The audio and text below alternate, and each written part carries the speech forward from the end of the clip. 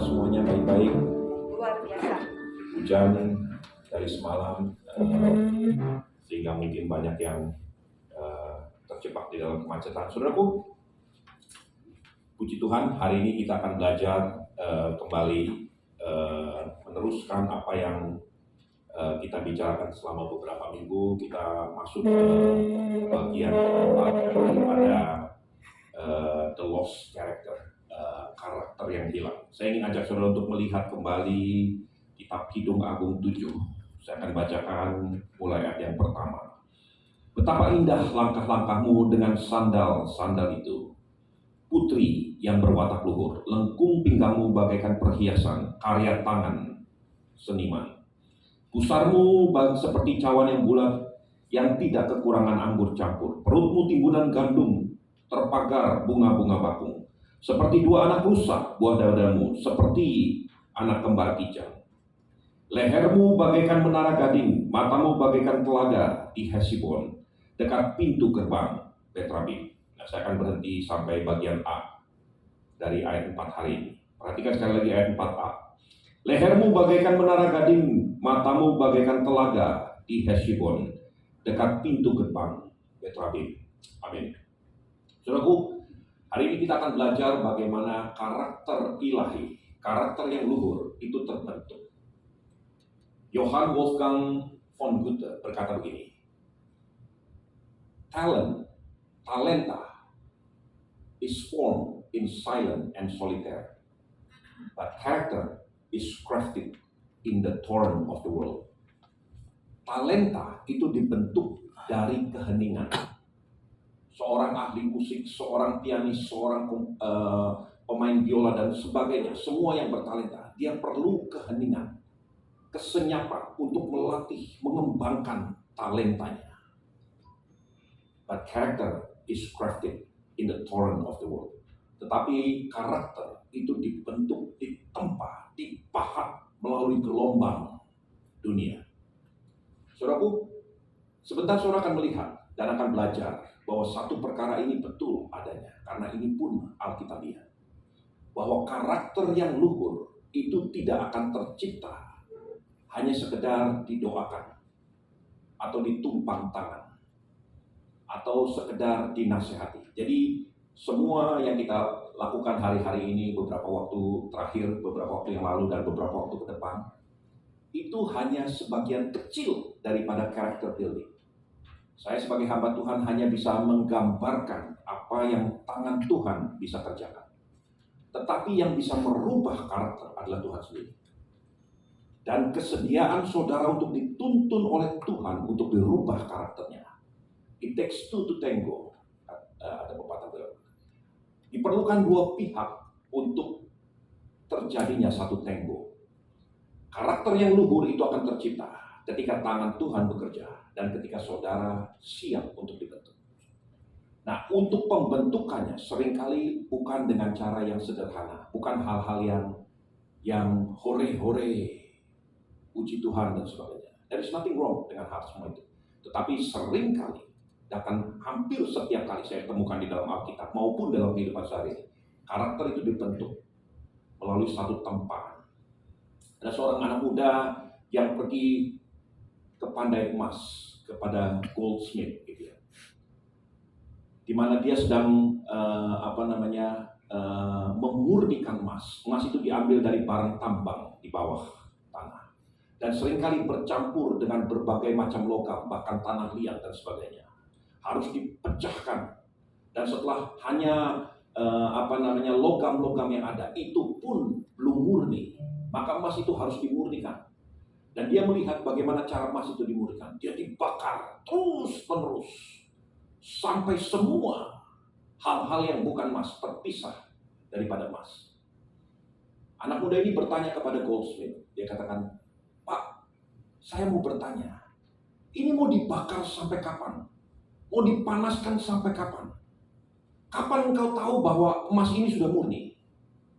Goldsmith tersenyum dan dia berkata ini, "Pada saat saya membakar dan saya melihat refleksi wajah saya di emas ini, then I know it's done, it's completed." Kapan karakter mulia itu, karakter yang luhur itu ditemukan oleh Tuhan, sungguh-sungguh sudah tercipta di dalam dirimu. Ketika refleksi wajah Tuhan dapat dilihat melalui hidupmu. That's the end goal. Karena pada waktu Tuhan ciptakan manusia, Tuhan ciptakan dengan peta dan karakternya Tuhan. Sekarang proses pemulihan karakter itu akan terjadi. Saya ingin sampaikan, itu proses seumur hidup. Kalau Tuhan bekerja dan saudara siap untuk dibentuk, maka satu kali wajah Tuhan akan tercermin dalam hidup. Saudaraku, ini bukan cuma sekedar berbicara tentang wujudnya yang berbeda, tetapi karakternya, aromanya berbeda. Ada seorang anak Tuhan yang sudah begitu lama mendoakan dan terus dituntun oleh Tuhan. Dia bertanya-tanya, Tuhan, bagaimana caranya supaya hidup saya bisa menceritakan kemuliaan Tuhan. Dia merasa bahwa dia bukan orang yang pandai berbicara. Dia nggak bisa bersaksi atau berkhotbah atau melayani Tuhan seperti yang dia harapkan. Tapi dia seorang anak Tuhan yang setia, sungguh-sungguh.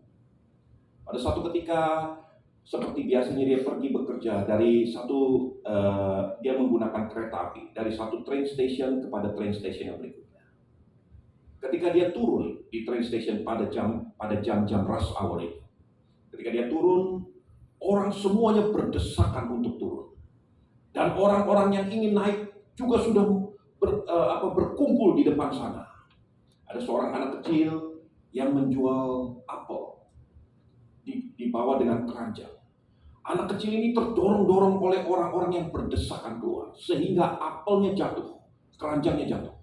Dan semua orang sibuk dengan urusannya masing-masing. Saya harus cepat-cepat sampai di kantor, saya harus cepat-cepat ketemu dengan si itu dan sebagainya. Semua orang sibuk dengan urusannya masing-masing. Dan akibatnya apel-apelnya yang tercecer di jalan, di stasiun itu, diinjak-injak, hancur sebagian besar. Anak muda ini melihat anak kecil itu berusaha untuk menyelamatkan apel-apel yang terbuang. Tetapi tangannya terlalu kecil. Gak mampu dia menyelamatkan begitu banyak. Ketika dia gak mampu, dia menangis. Dia duduk, dia menangis. Dia membayangkan apa yang akan terjadi dengan hidupnya. Karena ini adalah jualannya. Inilah hidupnya. Mungkin ada orang tua, mungkin ada adiknya yang harus dia nafkahi dengan jualan apel-apel ini. Lalu waktu dia menangis, anak muda ini melihat dan dia tergerak hatinya. Dia bantu anak-anak ini. Dia katakan, sekarang kita kumpulkan apel-apel yang tercecer, yang diinjak-injak. Semuanya ada berapa banyak? Dihitung semuanya ada sekian. Berapa semua harganya? Disebutkan harganya. Anak muda ini mengeluarkan kantongnya. Dia bayar semua harga apel-apel yang tercecer, yang terbuang. Anak kecil ini nggak mengerti apa yang baru saja terjadi. Dia bengong-bengong melihat itu semua. Dia pegang uangnya tapi dia nggak mampu berkata-kata, speechless. Anak muda ini tepuk tangan dan dia pergi jalan. Tidak beberapa jauh setelah beberapa langkah dia berjalan, anak kecil ini baru sadar. Dia langsung mengejar anak muda ini. Dia katakan, Om, saya mau tanya, are you Jesus Christ? Apakah Om itu adalah Yesus Kristus? Oh bukan. No, I'm not. Kenapa kamu bertanya begitu? Sebab waktu saya masih kecil, masih di sekolah minggu, guru sekolah minggu bercerita, ada seorang yang baik. His name is Jesus Christ. Saudaraku, hari-hari ini, saudara boleh mendengar begitu banyak khotbah yang luar biasa. Tapi yang dibutuhkan oleh dunia, yang dibutuhkan oleh banyak orang, Yesus yang berjalan. Yesus yang bekerja di Argo Manunggal. Yesus yang ada di pasar-pasar. Yesus yang ada di jalan-jalan. That's what they need. Dunia membutuhkan hal ini. Dunia ingin melihat karakter. Kalau dunia melihat karakter ini, saudara nggak usah khotbah, nggak usah lakukan apa-apa. They will glorify your Father. Mereka akan memuliakan nama Bapa. Saudaraku, hari ini kita akan belajar satu kebenaran.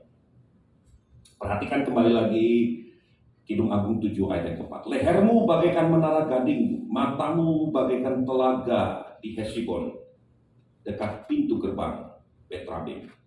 Saudaraku, pada bagian ini, saya ingin saudara memperhatikan dan mungkin saya akan jelaskan tentang peta lokasi daripada wilayah suku-suku Israel yang relevan dengan ayat ini. Saudara, ketika